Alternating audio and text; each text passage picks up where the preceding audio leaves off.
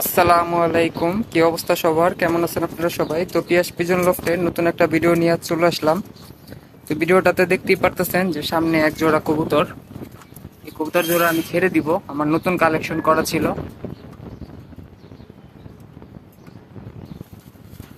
এই হলো মাদিটা, ওই চুইটালটা নর। হ্যাঁ,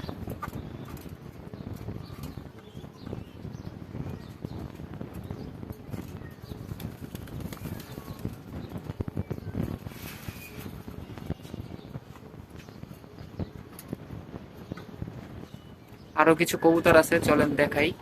আপনাদের যদি কালেকশন করতে হয় তাহলে করতে পারেন, আইসা দেখা আপনারা নিয়ে যেতে পারবেন। আমার লোকেশন মান্ডা মোল্লা হোটেলের সামনে।